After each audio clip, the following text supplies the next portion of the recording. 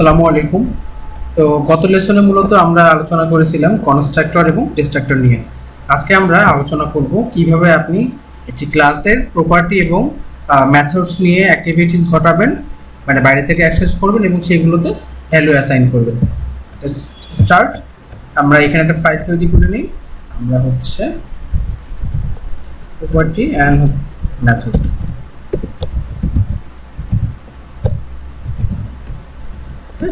Copy করে নিলাম। So সেমভাবে এখানে যেহেতু আমাদের ক্লাস নিয়ে কাজ করতেছি, আমরা পিএইচপি এক্সটেনশনটা লিখে ফেলি। দেন ক্লাস, আমরা আজকে অন্য একটা ক্লাস নিয়ে কাজ করব, যেহেতু অলরেডি আমরা কার ক্লাস নিয়ে অনেক আলোচনা করছি। এবার আমরা বুক ক্লাস নিয়ে কথা বলি, ঠিক আছে? বইয়ের ক্লাস অ্যাকচুয়ালি। তো এই ক্লাসটা একটা অবজেক্ট তৈরি করি, বুক নিউ বুক। হ্যাঁ, ওকে, তৈরি হয়ে গেল। একটা বুকের কি কি প্রপার্টি থাকতে পারে? ফার্স্ট অফ অল হচ্ছে বুকের নেম থাকতে পারে, নেম। তারপর হচ্ছে ইয়ার, মানে কত সালে পাবলিশ হয়েছে, অথবা ইয়ার। দেন থাকতে পারে রাইটার নেম, রাইটার এটার। তো আমরা মোটামুটি তিনটে প্রপার্টি এখানে ডিফাইন করলাম। এখন আমরা এখানে আরেকটা মেথড তৈরি করব, পাবলিক ফাংশন গেট বুক ইনফো। এটা কাজ হবে যে বইয়ের ইনফোগুলো রিটার্ন করে দিবে, ঠিক আছে? চলুন আমরা এটা কাজ করি। আমরা যদি হচ্ছে এই প্রপার্টিগুলোতে ভ্যালু অ্যাসাইন করতে চাই, তাহলে কি করতে হবে? আমরা যে অবজেক্টটা তৈরি করলাম $বুক, এর ভিতর থেকে আমাদের এই প্রপার্টির নেমটা বলে দিতে হবে, তাই না? আর কোনো কিছুতে ভ্যালু অ্যাসাইন করতে গেলে আপনার বাম সাইডে হচ্ছে যার ভিতরে ভ্যালুটা রাখবেন এটা লিখতে হয়, এবং ডান সাইডে যে ভ্যালুটি আপনি রাখতে চান। আমি হচ্ছে বুকের নেম দিচ্ছি যে টেক্সট বুক। এই বুকটার পাবলিশিং ইয়ার হচ্ছে 2020, আর রাইটার হচ্ছে যে XYZ। হ্যাঁ, তার মানে কি আমরা কিন্তু অলরেডি এই যে তিনটা প্রপার্টিতে ভ্যালু অ্যাসাইন করলাম। সো প্রপার্টিগুলো ঠিক করে দিই, কপি পেস্ট করছিলাম ইয়ারে অ্যান্ড রাইটারের, এখানে রাইটারের প্রপার্টিটা। তার মানে আমরা অলরেডি কি করলাম, এই নেমে ভ্যালু অ্যাসাইন করলাম ইয়ারে এবং রাইটারে। আমি চাচ্ছি যে এই ভ্যালুগুলো আমি বাইরে থেকে অ্যাক্সেস নিব। তো বাইরে থেকে অ্যাক্সেস নিতে গেলে কি করতে হয়? আইদার আপনাকে ইকো করতে হবে, এখানে ইকো $বুক নেম। এটা যদি আপনি বলে দেন তাহলে কিন্তু টেক্সট বুকটা আপনার আউটপুটে দেখাবে। সো আমরা এখানে স্ল্যাশ দিয়ে ফাইলের নামটা দিই, এই কপি করা নাই মনে হয়, এটা কপি করে নিই।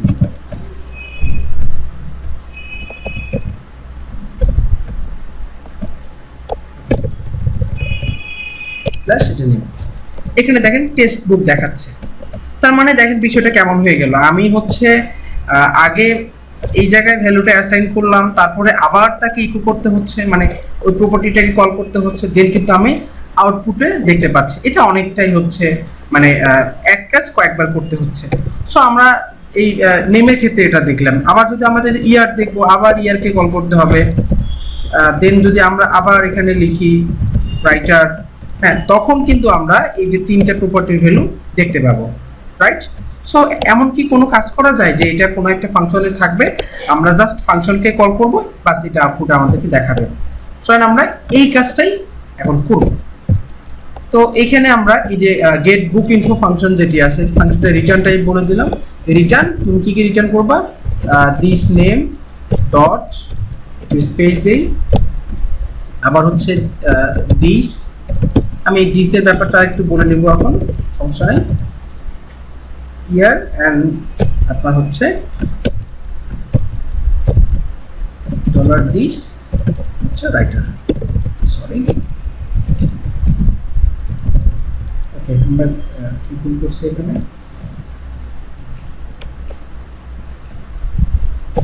RETURN, রিটার্ন স্পেলিং ভুল করছে অ্যাকচুয়ালি। সো সে কি কি রিটার্ন করবে দেখেন, সে রিটার্ন করবে এই যে নেম, তারপর হচ্ছে ইয়ার এবং লাস্টলি হচ্ছে রাইটার। তো এই দিস কিওয়ার্ড নিয়ে কনফিউশন থাকে অনেকের, সো এটা থাকা যাবে না। এটা একটু আরেকবার আমি ক্লিয়ার করে দিচ্ছি। যে এইটা কিন্তু এই ক্লাসটার ভিতরে এখন যে প্রপার্টি বা মেথডগুলো আছে এগুলো কিন্তু লোকাল ভেরিয়েবল হিসেবে আছে, অর্থাৎ এদের অ্যাভেলেবিলিটি কিন্তু শুধুমাত্র এই ক্লাসের ভিতরে, বাইরে কিন্তু এদের আপনার হচ্ছে অ্যাভেলেবিলিটি নাই।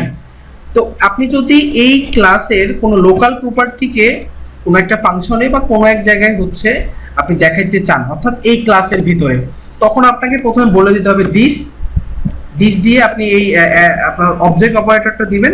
তখন কম্পাইলার এই যে আপনি যে প্রপার্টি বা মেথডের নামটা লিখবেন, নামটি লিখবেন, সেক্ষেত্রে ওই কম্পাইলার করবে কি এই ভ্যালুটাকে এই ক্লাসের ভিতরেই খুঁজবে। হ্যাঁ, সে কিন্তু অন্য কোথাও খুঁজতে যাবে না। এখন আপনি যদি দিস না দিয়ে হচ্ছে শুধুমাত্র এই নেম ভেরিয়েবলটা দেন, সে কিন্তু খুঁজে পাবে না, সে আপনার এরর থ্রো করবে। হ্যাঁ, আচ্ছা আমরা এই দুইটাই দেখব। আমরা কি করলাম হচ্ছে তিনটি প্রপার্টিতে আমি ভ্যালু অ্যাসাইন করে দিলাম, দেওয়ার পরে এখন আমি চাচ্ছি যে এই তিনটি প্রপার্টির আমি আউটপুট দেখবো ভ্যালুটাকে। তো আমরা গত লেসনে মূলত হচ্ছে কিভাবে নর্মাল একটা ফাংশনকে কল করতে হয় এই বিষয়গুলো আলোচনা করতে চেয়েছিলাম, বাট সময় সংকীর্ণতার কারণে আলোচনা করা হয়নি। এখন আমরা আলোচনা করতেছি। নর্মালি আমরা কি করতেছি দেখেন, একটা প্রপার্টিতে কল করার জন্য জাস্ট অবজেক্টের পরে আমরা প্রপার্টির নেমটি বলে দিচ্ছি এবং আমাদের কম্পাইলার বুঝে যাচ্ছে যে এটি একটি হচ্ছে প্রপার্টি। এখন যদি আমি চাই যে না তুমি হচ্ছে আমার এই মেথডটাকে কল করো, তখন আমাদের কি করতে হবে? তখন কি আমরা শুধুমাত্র এই মেথডের নেমটা লিখলে হবে, গেট বুক ইনফো? তো আমরা যদি এইভাবে লিখি গেট বুক ইনফো, তখন কিন্তু এই কম্পাইলার একে একটা প্রপার্টি হিসেবে খুঁজবে। এখানে তো এই নামে কোনো প্রপার্টি নেই। হ্যাঁ, এবং একটা এরর থ্রো করবে। তো আমরা যদি কোনো একটা মেথডে কল করতে চাই, তখন আমাদেরকে মেথড চেনার যে উপায় আছে, মানে ফার্স্ট ব্র্যাকেট দিতে হয়, এটা বলে দিতে হবে, তাহলে সে অটোমেটিক্যালি এটা বুঝতে পারবে যে হ্যাঁ আমাকে এখন এই নামের মেথডকে কল করতে হবে। এবার আমি তাহলে এখানে রিটার্ন করি, ইকো করে দেই যে তুমি গেট বুক ইনফোটাকে আউটপুটে দেখাও। সো রিলোড করি, দেখেন রিলোড করলে আমি দেখতে পাচ্ছি যে টেক্সট বুক 2020 এবং XYZ। তার মানে দেখেন বিষয়টা কেমন হলো। আমরা একটা প্রথমত যে কাজটা করলাম সেটা হচ্ছে যে আমাদের প্রপার্টিগুলোর ভ্যালু অ্যাসাইন করে দিলাম, দেন আমরা একটা মেথডকে কল করলাম। তো আপনি যদি চান যে না আমরা হচ্ছে এইভাবে ভ্যালুটা অ্যাসাইন করব না, আমি এই যে মেথডকে যখন কল করব তখন আমি ভ্যালুগুলো অ্যাসাইন করে দিব, আপনি কিন্তু এটাও পারবেন। জাস্ট এটাকে কপি করেন, কপি করে এখানে বলে দেন টেক্সট বুক, দেন হচ্ছে 2020, তারপর হচ্ছে আপনার XYZ। আমরা এই নর্মাল ফাংশনে যখন আর্গুমেন্ট পাস করে দিতাম যেভাবে, ঠিক সেম ভাবে এই কাজটা করতে হবে। সেখানে বলতে হবে যে dollar argument 1, sorry dollar argument 2 and dollar argument 3, অথবা আপনি কনভেনশন নেমও ইউজ করতে পারেন, নেম ইয়ার রাইটার, ওটা মনে হয় বেটার হয়। হ্যাঁ, নেম ইয়ার এন্ড দেন হচ্ছে রাইটার, আমরা এটা ইউজ করলাম। সো এবার কি করতে হবে, আমাকে এই ভ্যালুগুলো অ্যাসাইন করতে হবে। সো আমি এখানেও মানে এই লাইনেই অ্যাসাইন করতে পারবো, অথবা আপনি চাইলে কিন্তু ভেঙে ভেঙেও অ্যাসাইন করতে পারবেন। এটা অ্যাসাইন হয়ে যাও, তারপরে তুমি এই ইয়ারটা অ্যাসাইন হয়ে যাও, এন্ড দেন তুমি হচ্ছে রাইটারটা অ্যাসাইন হয়ে যাও, ইউআরআই রাইটার। তার মানে কিন্তু আমার কি হয়ে গেল দেখেন, এট এ টাইম প্রপার্টির মধ্যে ভ্যালু অ্যাসাইন হয়ে গেল এবং এইটা আউটপুটে দেখাচ্ছে। ওকে, তো আমরা এটাকে রিলোড করি, দেখেন সেম আউটপুটেই দেখতে পাচ্ছি, বাট এটা গুড প্র্যাকটিস না। তাহলে আমরা এখানে গুড প্র্যাকটিসটা কিভাবে করতে পারি, এখানে আরেকটা ফাংশন আমরা লিখতে পারি বা মেথড লিখতে পারি, পাবলিক ফাংশন সেট বুক ইনফো। এবার আপনি এই প্যারামিটারগুলো এখানে পাস করে দেন। ওকে আমি পাস করে দিচ্ছি, আর এখান থেকে জাস্ট হচ্ছে রিটার্ন করবে।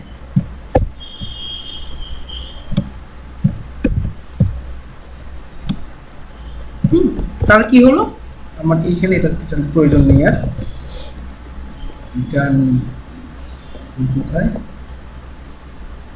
এখানে ডট হবে। Okay fine. আমরা কি করব যে মানে একটি ফাংশনের মাধ্যমে আমরা এই প্যারামিটারগুলোতে ভ্যালু অ্যাসাইন করব, আর একটির মাধ্যমে আউটপুটে দেখব। সো এটা কপি করে নেই, কপি করে নিয়ে এসে এই মেথডের ভিতরে এটা লিখে দেই। আর রিটার্ন টাইপের তো এখন আমার দরকার নেই, তাই না? এখানে ইকুয়াল দিয়ে বলে দেই যে নেমটা, তারপর হচ্ছে অ্যাসাইন হবে ইয়ার,